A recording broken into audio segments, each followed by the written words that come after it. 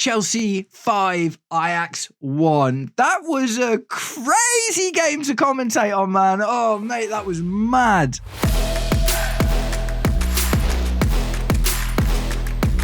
Welcome, Blue Believers, to another episode of the Stamford Sync, where we are syncing up with everything Chelsea FC. And I have literally just clicked end stream. Tonight, I was streaming a watch along, but not on my channel. I was doing it on FFB, Football Fans and Beyond. Good friend of mine, Lewis, had a really good time. And what a crazy game to do the live stream for, man. So much happened. I haven't got my phone on me, so I'm going to have to try and do all of this from memory. But ultimately, we'll go from the beginning, man. We'll go from the beginning. But guys, before we do get into it, if you are enjoying the content and would like to see more, please do me the distinct honor of liking and sharing the video, subscribe to the channel, or just roast me in the comments, whatever gets you through your day. So the lineup, right? The lineup instantly said, saving people for Sunderland, resting players for Sunderland.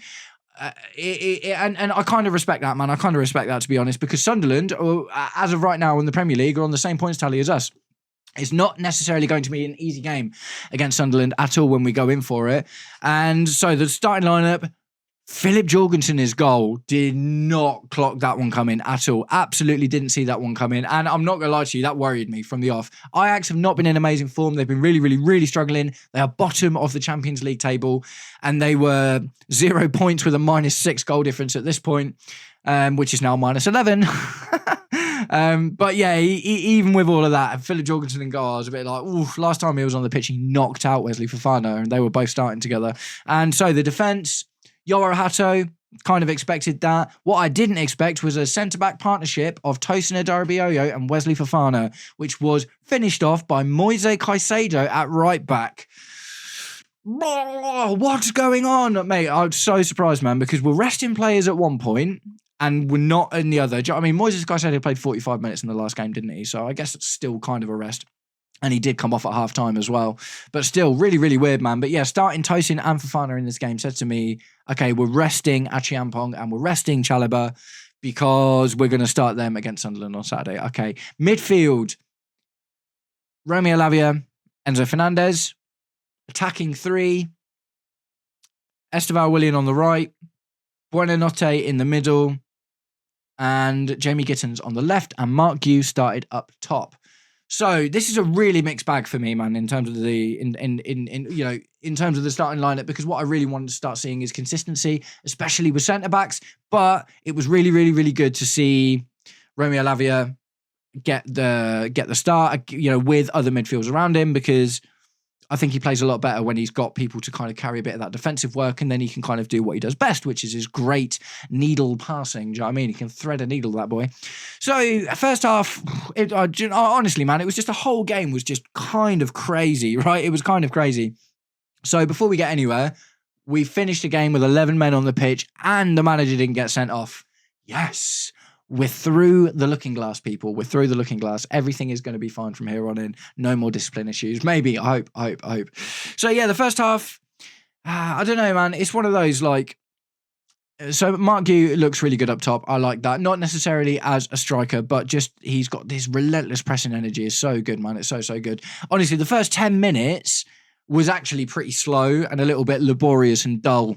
Ajax were clearly just piling all their men behind the ball, which is quite unusual for an Ajax team. You normally expect them to go for you a little bit. Absolutely not what happened. We were taking a lot of time on the ball, and as far as we were concerned, the ball was basically just in with the centre-backs for the most part, getting passed around and stuff. A lot of the guys were kind of struggling to make anything happen. And then Ajax got a player sent off. Their captain, midfielder, got sent off. And literally, the move after Ajax had a player sent off, Mark Gue scored his first goal of the season, first Champions League goal for Mark Gue in a Chelsea shirt. Absolutely buzzing. Great stuff. Really great stuff. Oh, mate, but the rest of the goals, man, it was just all a bit crazy. The second goal, I'm just trying to remember it, wind it all back in my head now. There was a penalty scored by Enzo Fernandez. There was another absolutely sublime rocket. I say a rocket, it wasn't really a rocket, it went across the floor, but from Moises Caicedo, strikes again. Mate, unbelievable goal, man, unbelievable goal. Quite a big deflection off of it, but he was just outside the box. Everyone was screaming. It came to him and everyone was like, shoot. And he was like, all right, he did. It went in. 4 goals from Moise Caicedo this season. Loved that. I think that already might be more than he scored last season. If not, it's definitely getting there. Moise Caicedo has just unlocked this ability to score from really far out and has just gone, do you know what? I think I can score screamers. And has just started doing that. So that's really cool. And then after that, there was a second penalty. So Enzo Fernandez scored the first penalty. And Wout Weghorst had the most mental game. He was just all over the place, but not in a good way. Do you know what I mean? Not in a good way. Wout Weghorst gave away the second penalty, which Enzo Fernandez posthumously gave to Esteval. Esteval won the penalty, and Enzo Fernandez allowed Esteval to take the penalty, and he scored it, which was wicked. But we got to talk about Weghorst, man. Weghorst was also changed at halftime. Weghorst was getting up in everyone's grill. He fouled.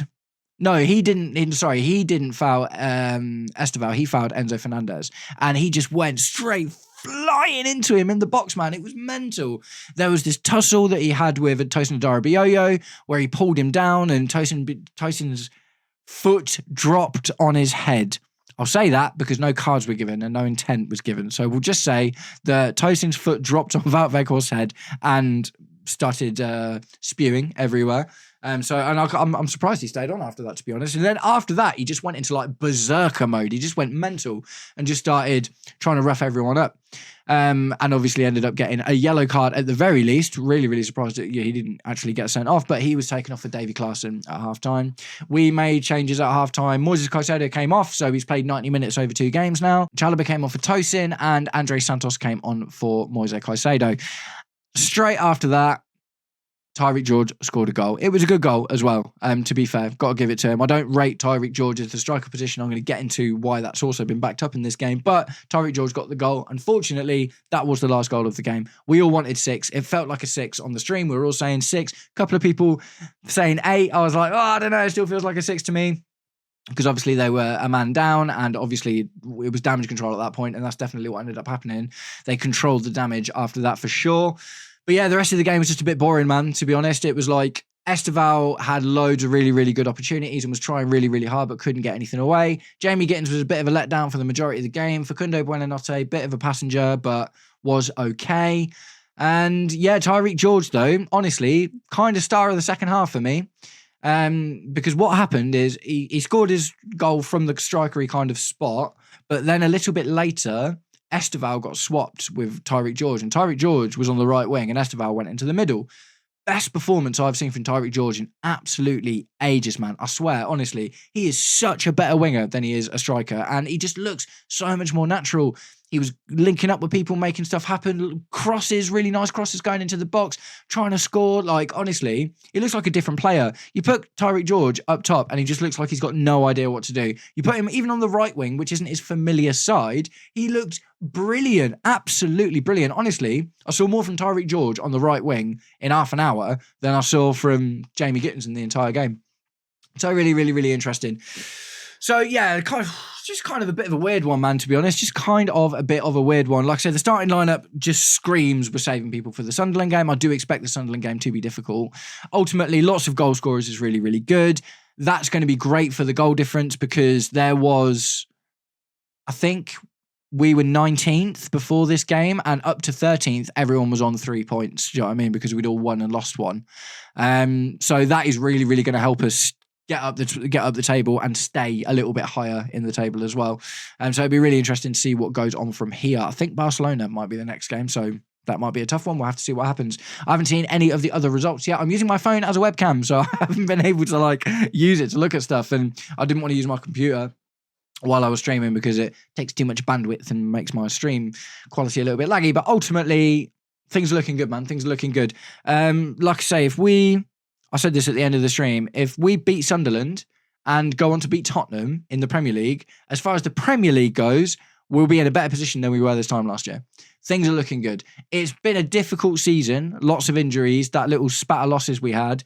But at the end of the day, it was around this time last season that we started to drop off, wasn't it? So if we've had that little spat now and it's kind of onwards and upwards from here, we could be on for a decent season, man. I still don't think title challenge. I'm not going to nail myself to that master because I don't believe that we've got a chance. I in my heart, I still think it's going to be Man City. I don't think Arsenal have got. They've bottled it every time at the end of the day, haven't they? And Man City know how to win 18 games in a row, which is kind of what I expect to happen because also if for anything, they've got the best manager in the world and Erling Haaland is a monster again this season. But either way, I do think we're going to have a good season. I think you just got to look at, so like Reggie Welsh came on at the end of the game, man, as well. Do you know what I mean? You just have to look at our team. There's 5 teenagers on the pitch. And no, yes, they were struggling to score, but the fact that we've got 5 teenagers at the end of a game, a Champions League game, Ajax doing well or no, that's really, really good news, man. That's really, really good signs for the future. Do you know what I mean? Esteval is, struggling a little bit. Do you know what I mean? Obviously it's kind of that low block, really defensive thing that he's, going to have to learn to unlock. And players like him with that magic have the ability to do that. He's just going to need to do it a bit more. I don't think we'll see him in the Sunderland. I think he might get brought on in the Sunderland game, but I don't think he's going to start the Sunderland game now because he got so many minutes today. But either way, good performance, man. Good performance. Mix of youth and the experience. Can we call it experience? Because our oldest player other than Tosin's like 24. But either way, it was, everyone did a really good job today. Maresca will have been happy with the result.